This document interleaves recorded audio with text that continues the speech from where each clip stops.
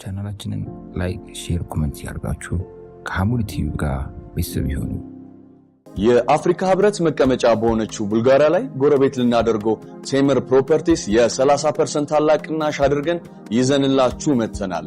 ከዚህ ቀደም በከፍተኛ የግንባታ ጥራትና ፍጥነት በመገንባት የሚታወቀው ድርጅታችን አሁን ደግሞ በቡልጋሪያ ማዞሪያ ከአልነጃሺ መስጊድ ፊት ለፊት በአይነቱ ለየት ያለ ኮምፓውንድ የመኖሪያ መንደር አቅርበንላቸዋል። ከባለ 1 መኝታ እስከ ባለ 3 መኝታ በተለያየ ካሬ አማራጮች ያቀረብን ሲሆን ባለ 1 መኝታ በ5.5 ሚሊዮን ብር ጠቅላላ ክፍያ፣ ባለ 2 መኝታ በ6.6 ሚሊዮን ብር ጠቅላላ ክፍያ፣ ባለ 3 መኝታ በ9.3 ሚሊዮን ብር ጠቅላላ ክፍያ ጀምሮ ማግኘት የሚችሉ ሲሆን እንዲሁም የንግድ ሱቆችን እዛው ገበያተኛው አይኑን አፍጥጦ በሚጠብቀው ኮምፓውንድ ላይ ከግራውንድ እስከ 5ኛ ወለል ድረስ ከ900 ሺህ ብር ቅድመ ክፍያ ጀምሮ የንግድ ሱቅ ባለቤት መሆን ይችላሉ።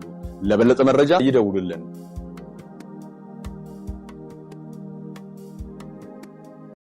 بسم الله الرحمن الرحيم الحمد لله رب العالمين والصلاة والسلام على رسول الله صلى الله عليه وسلم የተከበራችሁት ወንድሞች እንግዲህ ረመዳን የመጨረሻው ምዕራፍ ላይ ወደ አሽሩል አኺር እየገባን ነው።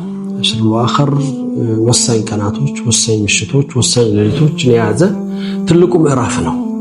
የሥራዎቻችን ጉዳይ የሚታይበት በብዙ መልኩ ለዚህ ነው እንግዲህ እነዚህን የመጨረሻ ቀናቶች ያለፉት 20 ቀናቶች ላይ የጎደሉን የመጨረሻ ምዕራፋችን አድርገን ወስነን አላህ ጋር ከፈጽመን ሙተቃዕ ሚን النار ከሚባሉት ከጀሃነም ነፃ ከሚወጡ ሰዎች ለመሆን የመጨረሻ ጥረታችን የምናደርግባቸው ጊዜያቶች ረሱል አሚን ሐቢብ المصطفى صلى الله عليه وسلم اذا دخل العشر شد معزره وعقب اهله عشر الاخر ሲገባ ሽርጣቸውን አጥብቀው ቤተሰቦቻቸውን ቀስቅሰው ሌሊቱን በኢባዳ ያሳልፉት ነበር። የበለጠ ለአላህ ቅርብ የሚሆኑበት ራሳቸውን የሚሰጡበትም ጊዜ ነበር። ይሄ ጊዜ ሁሉን ነገር ያለው በብዙ መልኩ የተካተተ ጊዜ ነው። በውስጡ ለይለቱል ቀድር አለው። ለይለቱል ቀድር እንግዲህ ኸይሩ ሚን አልፍ ሸህር የተባለ በውስጡ ትልቅ ቀን የያዘ ነው። ስለ ለይለቱል ቀድር እንግዲህ ነብዩ ሰለላሁ ዐለይሂ ወሰለም በሐዲሶቻቸው የገለጹት በቁርአን ላይ የተገለጸው ቁርአን የወረደበት የመወሰኛው ሌሊት ተብሎ የሚታወቀው ይሄ ሌሊት ብዙ ነገሮችን በውስጡ አካቷል። እኛም በዚህ ቀን ለመጠቀም ዛሬ ዝግጅታችንን ሙሉ ትጥቃችንን አጥብቀን ለዛ ምዕራፍ ራሳችንን ማቅረብ አለብን። ምክንያቱም የሥራዎቻችን ውጤት የሚታየው በመጨረሻው ስለሆነ ያንን በማሳመር ሂደት ውስጥ የጋራ ኃላፊነታችንን የቤተሰቦቻችንን የረመዳናችንን ውጤት ለማሳመር ትልቅ ጥረት የምናደርግበት ራሳችንን የምንሰጥበት ጊዜ ነው። ብዙ ለፍተናል፣ በብዙ መልኩ አሳልፈናል። እነዚህ 10 ቀናቶች ላይ በተለይ በጣም በርትተን ልንሰራ የሚገባን 3 ነገሮች፣ አንድ ከምን ጊዜውም የበለጠ ዱዓ ላይ ልንበረታ በዱዓ ልንጠናክር ይገባናል።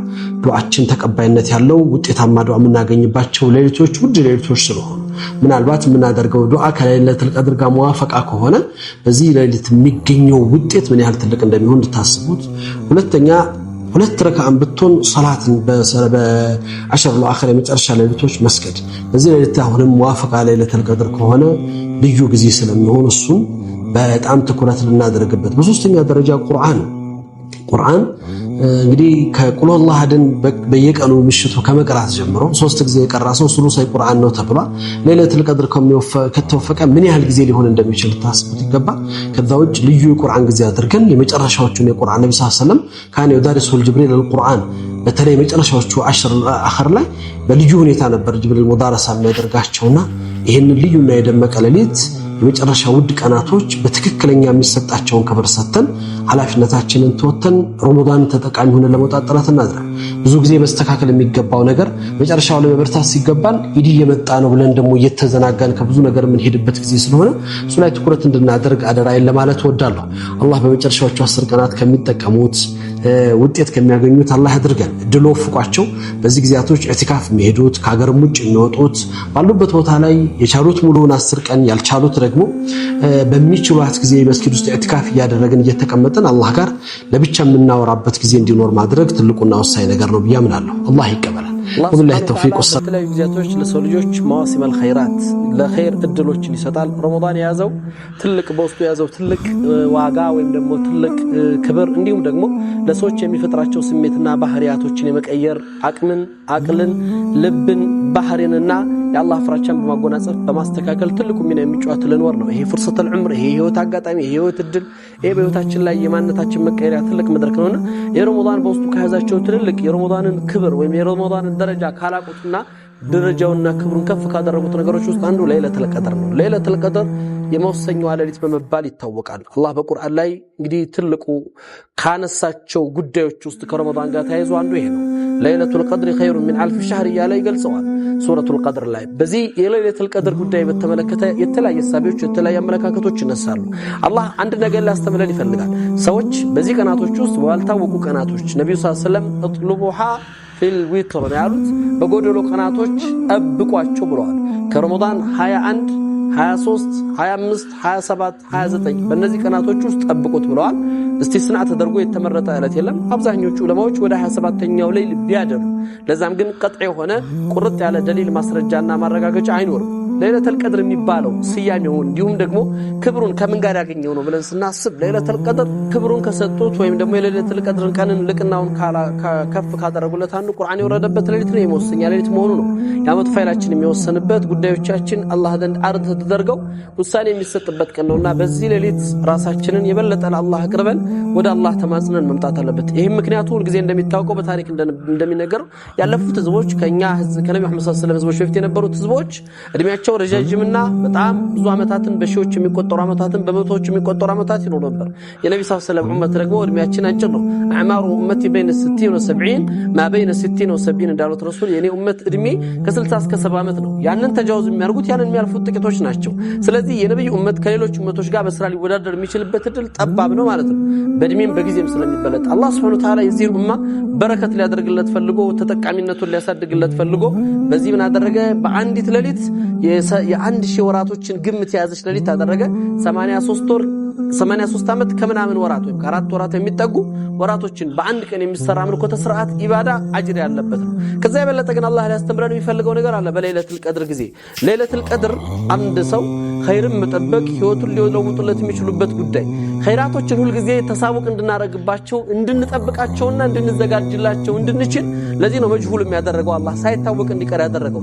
ሰዎች ለይለቱል ቀድር መቼ እንደሆነ ቢያውቁ ኖሮ ረመዳን ላይ ጾሙ አመቱን ሁሉ አላህን ላይ ይገዙ ይችላሉ። አንድ ቀን ወደ አላህ ጋር ተቃርበው እድሜያቸውን ከአላህ ውጭ ነው ሊኖር የሚችሉበት እድል ይኖራል።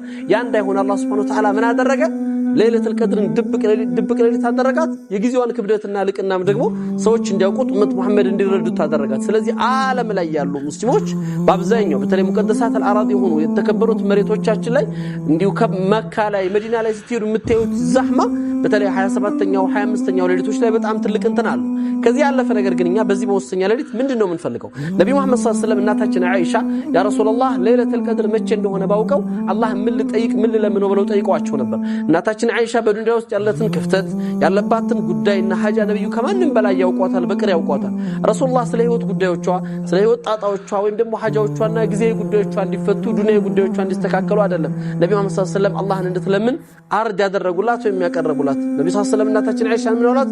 ቁሊ ያ አይሻ اللهم انك عفو كريم تحب العفو فاعف عني። እንዱ አንድ ታደርግ ነው ያዘዟት። የዱዓው መልእክትም አላህ አንተ ይቅር ባዮችን ተወዳለህ አውፍ ባዮችን ተወዳለህ እኔንም ይቅር በለኝ አውፍ በለይ ብለሽ በያሏት።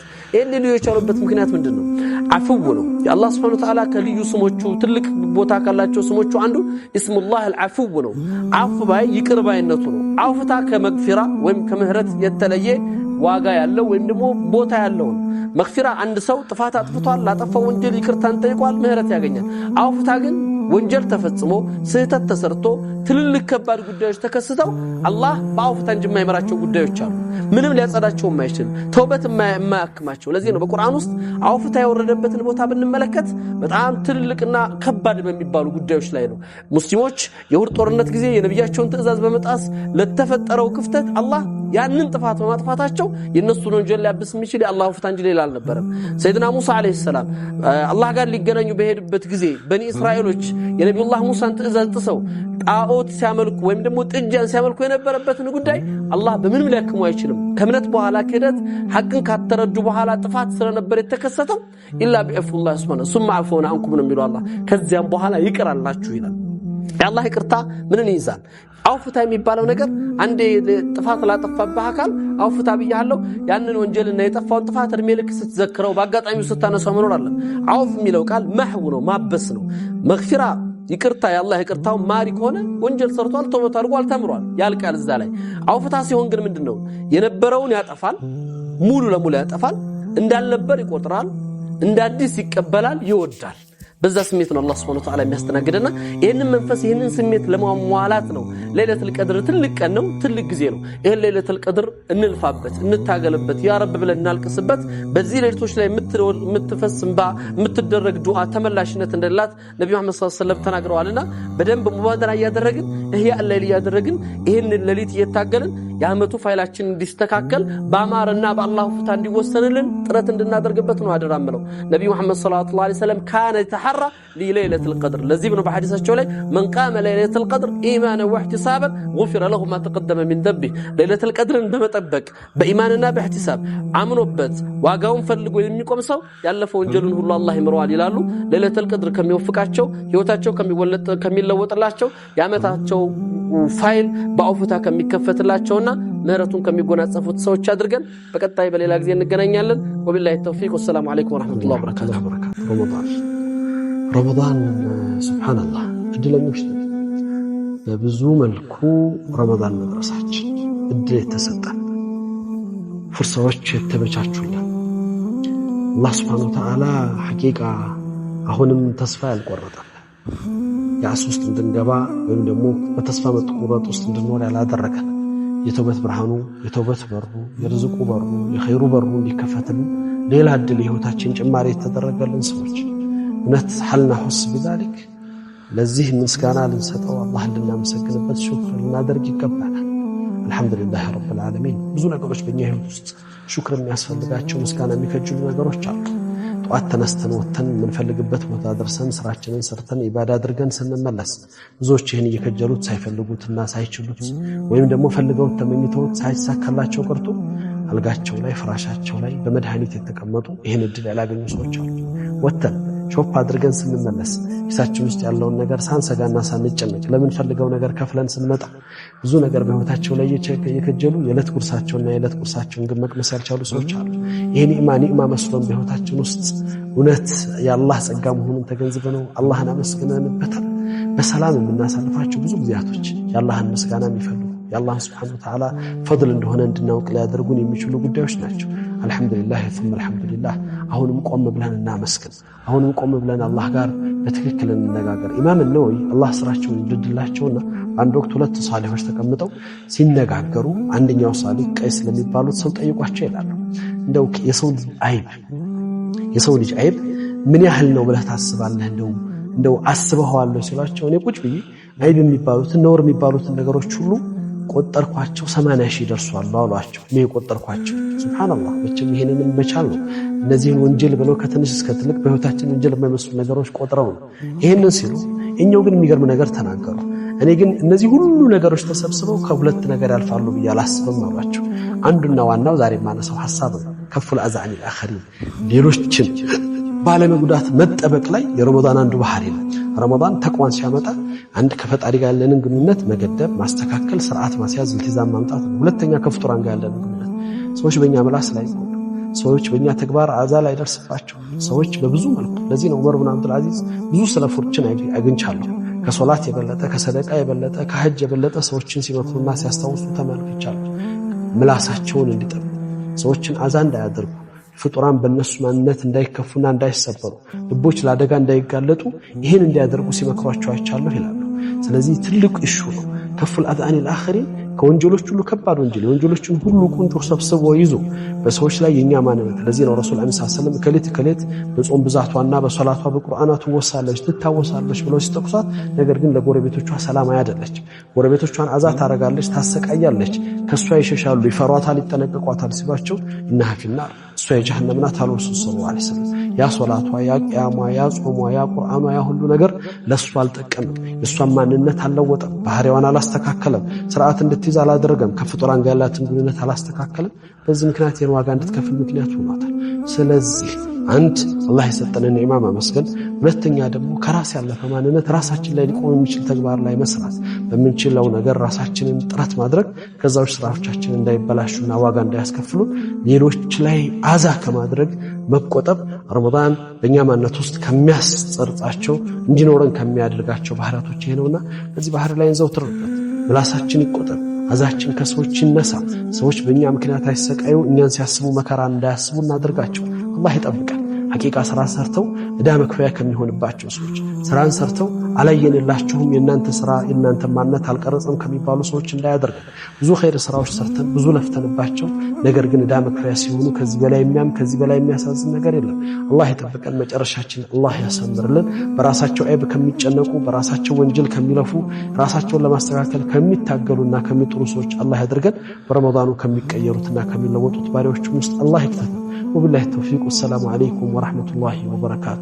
የአፍሪካ ህብረት መቀመጫ በሆነችው ቡልጋሪያ ላይ ጎረቤት ልናደርገው ቴምር ፕሮፐርቲስ የ30% ታላቅ ቅናሽ አድርገን ይዘንላችሁ መተናል። ከዚህ ቀደም በከፍተኛ የግንባታ ጥራትና ፍጥነት በመገንባት የሚታወቀው ድርጅታችን አሁን ደግሞ በቡልጋሪያ ማዞሪያ ከአልነጃሺ መስጊድ ፊት ለፊት በአይነቱ ለየት ያለ ኮምፓውንድ የመኖሪያ መንደር አቅርበንላቸዋል። ከባለ 1 መኝታ እስከ ባለ 3 መኝታ በተለያየ ካሬ አማራጮች ያቀረብን ሲሆን ባለ 1 መኝታ በ5.5 ሚሊዮን ብር ጠቅላላ ክፍያ፣ ባለ 2 መኝታ በ6.6 ሚሊዮን ብር ጠቅላላ ክፍያ፣ ባለ 3 መኝታ በ9.3 ሚሊዮን ብር ጠቅላላ ክፍያ ጀምሮ ማግኘት የሚችሉ ሲሆን እንዲሁም የንግድ ሱቆችን እዛው ገበያተኛው አይኑን አፍጥጦ በሚጠብቀው ኮምፓውንድ ላይ ከግራውንድ እስከ 5ኛ ወለል ድረስ ከ900 ሺህ ብር ቅድመ ክፍያ ጀምሮ የንግድ ሱቅ ባለቤት መሆን ይችላሉ። ለበለጠ መረጃ ይደውሉልን።